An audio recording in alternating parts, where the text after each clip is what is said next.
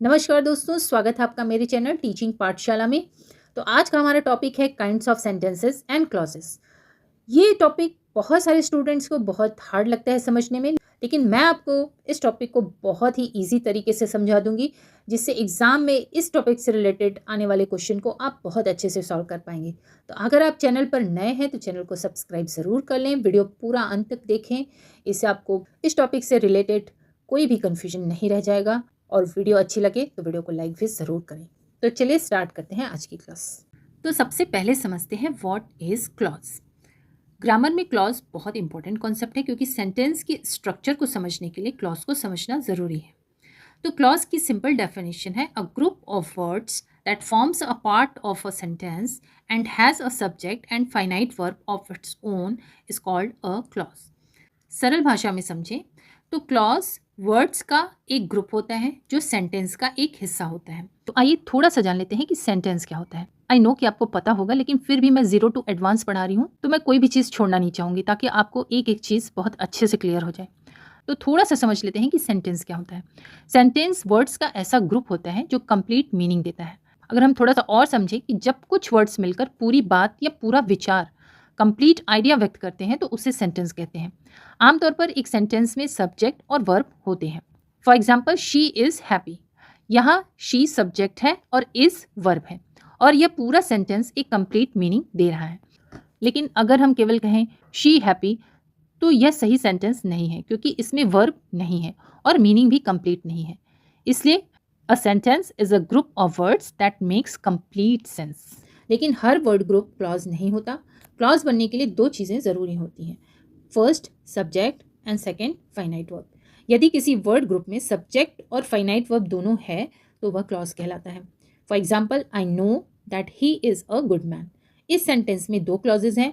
First, I know, and second, that he is a good man, क्योंकि दोनों में subject और वर्ब मौजूद है। एक और बात समझने वाली है, सेंटेंस में जितने फाइनाइट वर्ब्स होंगे उतनी ही क्लॉजेस हो सकती हैं। तो क्लॉज पहचानने का सबसे आसान तरीका यह है कि सेंटेंस में फाइनाइट वर्ब्स को पहचान लीजिए। जितनी फाइनाइट वर्ब होंगी उतनी क्लॉजेज होंगी। तो चलिए थोड़ा सा समझ लेते हैं फाइनाइट वर्ब और नॉन फाइनाइट वर्ब्स क्या होते हैं। फाइनाइट वर्ब सेंटेंस की मेन वर्ब होती है। यह वर्ब सब्जेक्ट के अनुसार बदलती है और टेंस भी दिखाती है। यानी फाइनाइट वर्ब सब्जेक्ट के साथ एग्री करती है, टेंस को शो करती है और सेंटेंस की मेन वर्ब होती है। For example, Brent likes running. यहाँ लाइक्स फाइनाइट वर्ब है, ब्रेंट जो कि सब्जेक्ट है और सिंगुलर नाउन है, तो लाइक जो कि वर्ब है वो अपने सब्जेक्ट के साथ एग्री कर रहा है। यहाँ लाइक्स फाइनाइट वर्ब है, क्योंकि अगर सब्जेक्ट बदल जाए तो वर्ब भी बदल जाती है। जैसे ब्रेंट के जगह अगर हम दे लिख दें, दे लाइक रनिंग, तो यहाँ दे प्लूरल सब्जेक्ट है, तो उसी के अनुसार वर्ब लाइक भी बदल गया। तो फाइनाइट वर्ब की एक खास बात यह है कि वह टेंस को भी शो करती है। मतलब हमें यह पता चल जाता है कि काम प्रेजेंट में हो रहा है, पास्ट में हुआ है या फ्यूचर में होगा। जैसे शी राइट्स अ लेटर, यहाँ राइट्स फाइनाइट वर्ब है और यह प्रेजेंट टेंस दिखा रही है। शी रोट अ लेटर, यहाँ रोट फाइनाइट वर्ब है, यह पास्ट टेंस दिखा रही है। She is writing a letter, यहाँ इज़ राइटिंग फाइनाइट वर्ब है और यह प्रेजेंट कंटिन्यूअस टेंस दिखा रहा है। तो यहाँ सब्जेक्ट शी है, लेकिन वर्ब हर सेंटेंस में टेंस के अनुसार बदल रही हैं। राइट्स प्रेजेंट टेंस है, रोट पास्ट टेंस है और is writing present continuous tense है।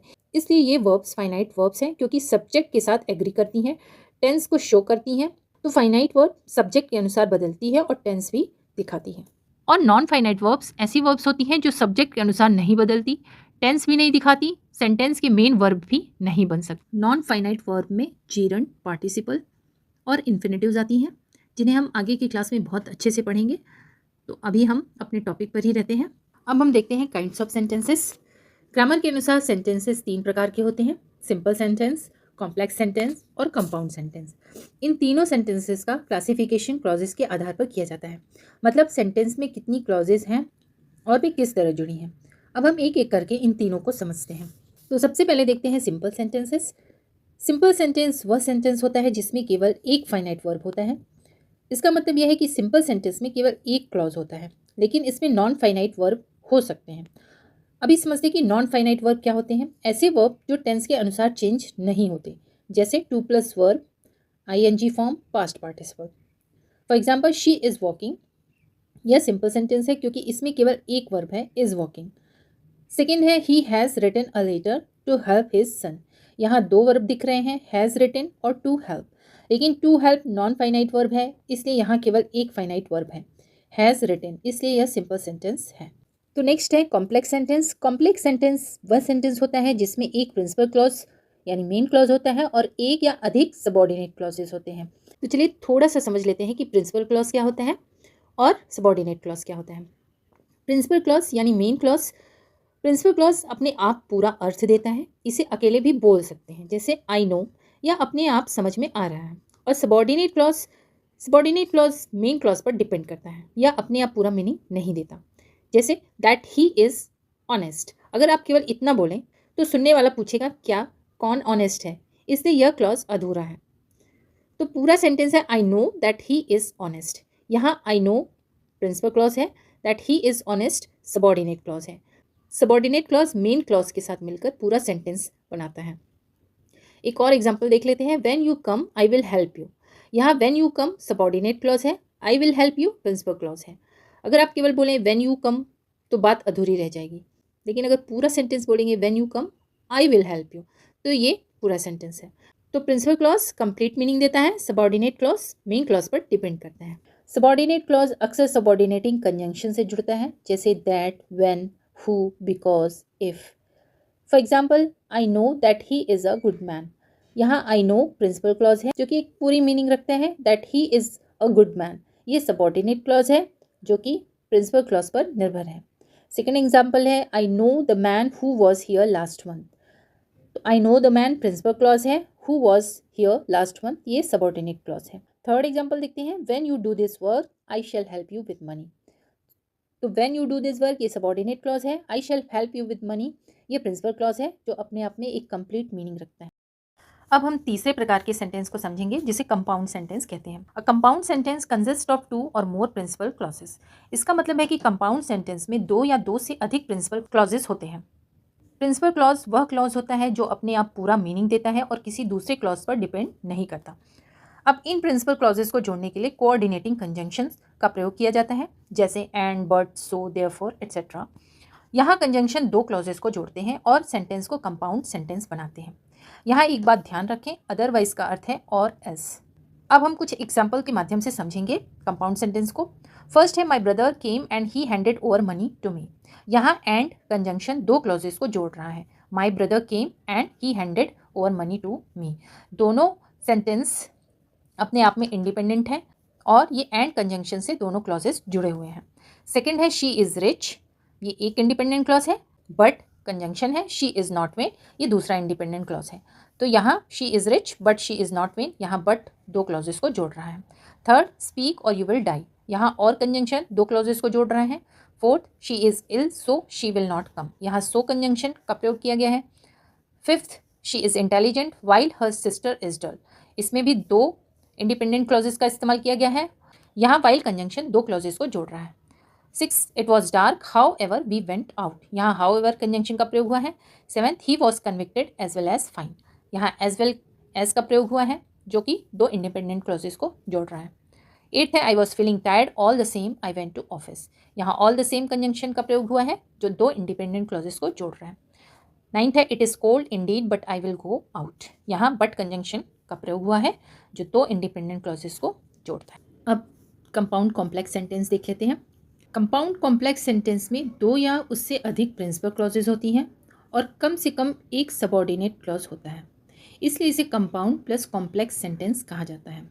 इसका स्ट्रक्चर है principal clause plus subordinate clause या independent clause plus independent clause plus dependent clause. For example she finished her homework and she went to play after her mother allowed हर।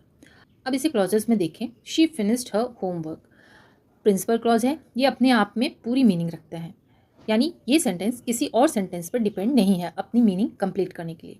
दूसरा है she went to play, ये भी principal clause है क्योंकि ये भी अपने आप में पूरी मीनिंग रखता है। और तीसरा है आफ्टर हर मदर अलाउड हर, ये सबऑर्डिनेट क्लॉज है क्योंकि ये प्रिंसिपल क्लॉज वाले सेंटेंसेस पे डिपेंड है। तो एंड यहाँ कोऑर्डिनेटिंग कंजंक्शन है, आफ्टर ये सबऑर्डिनेटिंग कंजंक्शन है, इसलिए यह कंपाउंड कॉम्प्लेक्स सेंटेंस है। दूसरा एग्जाम्पल देखते हैं, I like the book which you give me and I read it every day. I like the book ये प्रिंसिपल क्लॉज है, अपने आप में पूरी मीनिंग है इसकी। विच यू गिव मी ये सबऑर्डिनेट क्लॉज है। And I read it every day, ये प्रिंसिपल क्लॉज है। ये भी अपने आप में पूरी मीनिंग रखते हैं, ये किसी और सेंटेंस पे डिपेंड नहीं है। कंपाउंड कॉम्प्लेक्स सेंटेंस समझने के लिए बहुत ही आसान ट्रिक है, दो या उससे अधिक प्रिंसिपल क्लॉजेज हों और एक सबऑर्डिनेट क्लॉज भी हो तो वह कंपाउंड कॉम्प्लेक्स सेंटेंस होता है। तो अगर शॉर्ट कंपैरिजन करें तो सिंपल सेंटेंस जहाँ एक फाइनाइट वर्ब होती है, कॉम्प्लेक्स सेंटेंस उसमें एक प्रिंसिपल क्लॉज होता है और एक सबऑर्डिनेट क्लॉज होता है, कंपाउंड सेंटेंस जहाँ दो प्रिंसिपल क्लॉजेज होते हैं, और कंपाउंड कॉम्प्लेक्स सेंटेंस दो प्रिंसिपल क्लॉज और एक सबऑर्डिनेट क्लॉज होनी चाहिए। अब हम सबऑर्डिनेट क्लॉजेस के प्रकार के बारे में जानेंगे। ग्रामर में सबऑर्डिनेट क्लॉज वह क्लॉज होता है जो प्रिंसिपल क्लॉज पर डिपेंड करता है और अपने आप पूरा मीनिंग नहीं देता। सबऑर्डिनेट क्लॉजेस को मुख्य रूप से तीन प्रकारों में बांटा जाता है, noun clause, adjective clause and adverb clause. ये तीनों क्लॉजेस सेंटेंस में अलग अलग फंक्शन करते हैं, यानी कार्य करते हैं। नाउन क्लॉज सेंटेंस में नाउन की तरह काम करता है, एडजेक्टिव क्लॉज नाउन या प्रोनाउन की विशेषता बताता है, और एडवर्ब क्लॉज वर्ब, एडजेक्टिव या एडवर्ब को मॉडिफाई करता है। अभी हमने इन तीनों टाइप्स के बारे में सिर्फ इंट्रोडक्शन देखा है। अगले वीडियो में हम इन तीनों क्लॉजेस को डिटेल में समझेंगे ताकि आपको पूरा कॉन्सेप्ट बिल्कुल क्लियर हो जाए, कहीं भी आपको इस टॉपिक से रिलेटेड कोई भी कन्फ्यूजन ना रहे। तो अगर आपको ये वीडियो अच्छी लगी हो तो चैनल को लाइक, सब्सक्राइब और शेयर ज़रूर करें। अगली वीडियो में हम नाउन क्लॉज देखेंगे, फिर उसके बाद एडजेक्टिव क्लॉज और एडवर्ब क्लॉज। तो नेक्स्ट वीडियो देखना बिल्कुल भी मिस मत करिएगा। तो चलिए मिलते हैं नेक्स्ट क्लास में।